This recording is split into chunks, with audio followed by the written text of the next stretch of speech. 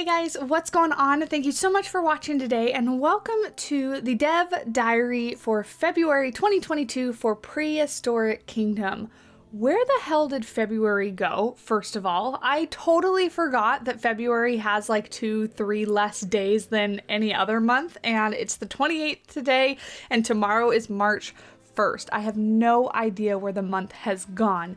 But that aside, we are here with February's Dev Diary for Prehistoric Kingdom, and I'm very excited to talk about some of the things that we have in here. So if we scroll down just a bit, let's just go ahead and get in and get started. But before we do that, if you do find this video helpful, if you're excited for Prehistoric Kingdom, because we are only about a month away from early access, go ahead and leave this video a like, comment down below, let me know what you're most excited for, and of course hit that subscribe button so you don't miss out on any future content or information.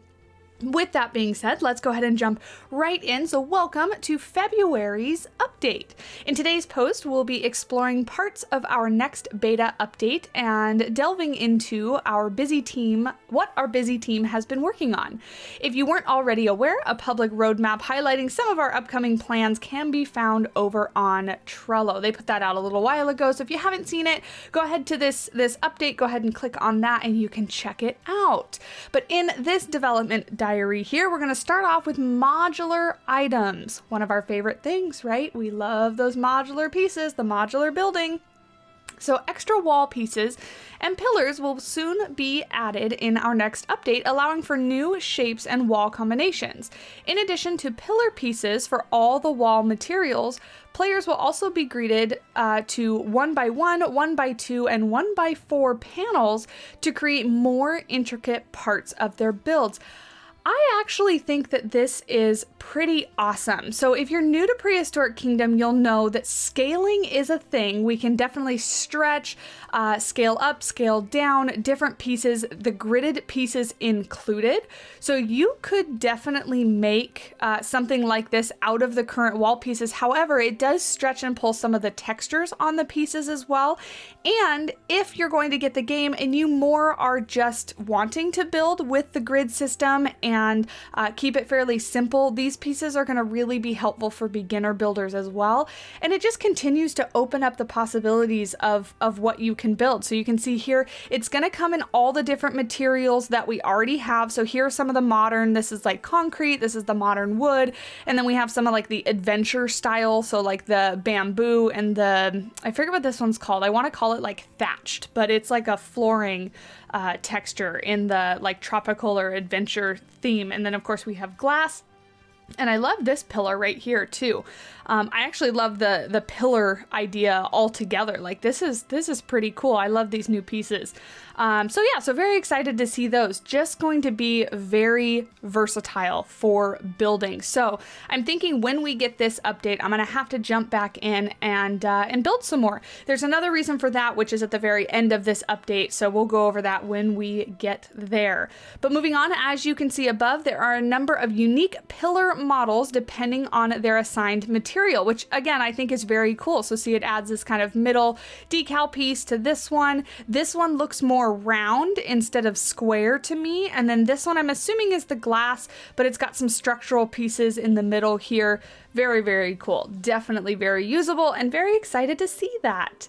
Moving on to animal welfare. So this is something in the development of the game we haven't talked too much about, but they've been getting more and more into it because obviously animal welfare and having a playable game is something that they want to have in early access in April. So this says, in our next update, players will need to consider the welfare of their animals and the quality of their habitat. Beyond expected necessities like food and water, exhibit cleanliness is a new and important feature with big consequences for your overall exhibit and zoo rating. While pooping, animals will drop small dung particles onto the ground and create mounds. While the particles disappear after a short amount of time, dung mounds will build up over time as animals continue to poop nearby. Players can minimize poops by supplying high-quality feeds to their creatures. Now, are you ready for this little animation? I haven't scrolled down yet because I think it is the best thing in this whole update. Watch this T-Rex. Hold on, let me wait for it to start over and I'll kind of scroll down here. Look at this. He's just walking and pooping. He just doesn't even stop. It just falls right out of him. I think this is the greatest thing ever. I was expecting like an animation for them to like stop and go to the bathroom, right? Nope. Continuing on with his business, just not a care in the world. I'm gonna leave my poops wherever I want to. I love it. Anyway, so that is the little animation of the T-Rex leaving some dung behind. Excessive feces can greatly detract from a paddock's exhibit score and will begin to make animals unhappy. As it should. I would not be happy with a feces-covered exhibit. Anyway, we got some pictures of the dung mounds here in an exhibit. To manage exhibit cleanliness, players can either schedule a habitat for cleaning or employ some very lovable friends, the dung beetles. Found within the animal care category, the dung beetle nest is a small item that will automatically clean piles of poop within its radius. I love this idea. This is something that didn't even occur to me, and I love that they've added this into the game. So instead of your keepers having to go in there, you'll have these little dung beetles that go in and clean up the piles of poop for you. I think that is fantastic. It's a fantastic way to use these little guys to do their natural job, like a really sustainable way to keep your exhibit clean without putting your keepers in danger, stuff like that. So kudos to the dev team. I love this little mechanic, this little idea. And look how cute they are. They're gonna, I don't know yet, but maybe we'll actually see little animations with them rolling, like rolling the poop away and stuff like that. Fantastic. I love little things like that. I'm super excited. Like, I wouldn't have guessed that I would be so excited about poop cleanup mechanics, but here we are, and I am. Moving on to exhibit score. So park managers wanting to operate large income zoos will need to pay attention to their exhibit scores, a new value used to keep track of how attractive a habitat is to visitors. Higher scores lead to better donations and collectible science points. So we already covered in a previous update, the science points, I believe, are used to like unlock fossils and dinosaurs and stuff like that. So the higher scores that you have for your exhibit scores, the more science points it looks like you're going to accrue. So we have a little picture here of the UI for some of the exhibit score stuff. We're going to go into it, I think, a little bit more. Yeah, UI concept art with placeholder numbers. So we're going to get some like this little menu that kind of will let us keep track of how our exhibits are doing as far as their exhibit scores. To maximize exhibit score, players have a number of options at their disposal. Total animal ratings, the collective value of all animals in the habitat. Decorations, the number of decorative scenery objects in the habitat. Ecology, housing animals from the same time period and country. That's very cool. I like that they put that in into consideration. So the animals that can live together get kind of a bonus for living together. These perks can be offset by poor exhibit management, however. Visible dung, carcasses, and repeated species found elsewhere in the park will drop the overall exhibit score. I thought this last part right here, this repeated species found elsewhere in the park, so you can't just like put a ton of Edmontosauruses, all over the park and raise your score up real easy, or like whatever the cheapest dinosaur is going to be, because it'll actually detract from your overall score. Love that. I think that's a really good idea. Players must also attempt to maximize the total welfare and visibility of a habitat to secure the best possible exhibit score. Very cool. Moving on to state of development. So with early access just around the corner, the team continues to collect important feedback, improving gameplay experience through updates and prepping for early access launch. It's been wonderful to see the community grow over the last few months, and we can't wait for everyone to have access to Prehistoric Kingdom. We're currently looking for additional animators to join the team and help further develop Prehistoric Kingdom. If you're interested in working on creature animation, please send your portfolio over to them on Twitter. So if any of you out there are animators interested in working with this dev team, they're fantastic. From the little bit that I've interacted with them just in covering the development of the game, every single one of them is incredibly nice and they're doing a fantastic job. So if you are looking for a little bit of work and an awesome team to work with, go ahead over there. Their little Twitter right here is linked, and you can go ahead and talk to them, hopefully about working with them.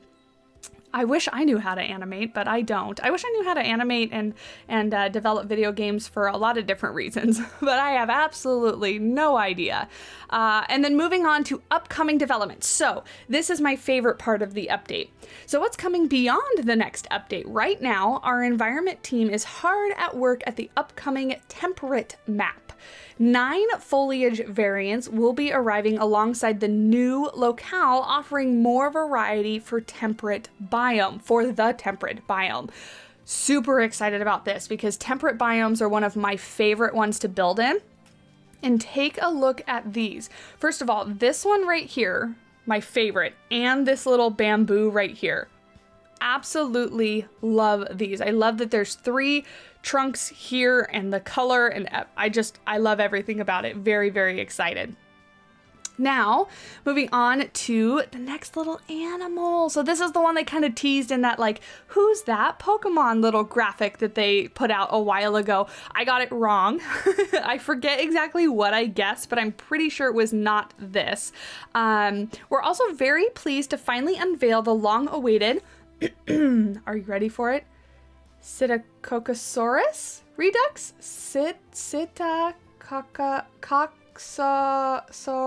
Wow, there's a bad word in there somewhere, and I'm not going to repeatedly try to say that. So hopefully I got it somewhat close.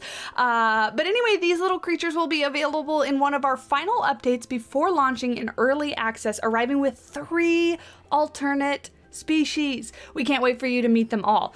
Very excited. This little guy kind of has a face only a mother can love, but I'm kind of excited for it. And look at his little tail spines. Are these, now tell me, those of you that know about this dinosaur here, feathers, spines? Tell me, I'm curious. Are these feathers or spines on the little tail there? But anyway, yeah, look at him. He's got these little side horns on his cheek. Very, very cool. And I imagine he's a very small dinosaur. So excited to kind of build for him, you know, build some more little smaller exhibit type things, maybe replicating kind of like what rhino exhibits look like, stuff like that. So that's the other reason how I mentioned in the beginning of the video, there's another reason I have to jump back in and build, and it's this little guy and these 3 alternate species, whatever they're going to be, is we've got new animals to build for. So very, very excited. And then last but not least, community spotlight. They're so sweet. So this is a video that was up on the channel a little bit ago. Absolutely, like I said, love this dev team. Thank you guys for spotlighting the T-Rex habitat. And then we have a beautiful picture by Warpath, who has done some phenomenal shop kind of things. So you can see here all the little modular pieces, putting everything together. This is one of those little shop modules that you can decorate and make it look how you want to. Very, very cool. And I think, oh, one more, just a screenshot of some Camarasauruses. Very, very cool by So Bad. But yeah, that's it. Thank you for reading February's Dev Diary. We expect the next update for closed beta to launch in early March, with early access scheduled for late April release. So there you go. Early March, so I'm assuming sometime in the next couple weeks, since March is tomorrow. And then late April release means just about probably like 2 months, 6 weeks away until early access. So that being said, you guys, if you've been following the development of Prehistoric Kingdom and have been wanting to get your hands on it, we are almost there. Almost time for you to get your hands on it. Go ahead and follow them on Twitter, wishlist on Steam, all the things that you can do. And I greatly do appreciate you watching and following the development. Hopefully you guys are as excited as I am. Time for me to sign out, I guess. There's nothing more for me to say. So again, if you did enjoy this video, go ahead and leave a like, comment down below, really does help me out. Subscribe so you don't miss out on anything else. I'm on Twitter, TikTok, Discord, and Instagram if you want to follow me. All those links are down below in the description. And until next time, I will talk to you guys in the next video. Bye!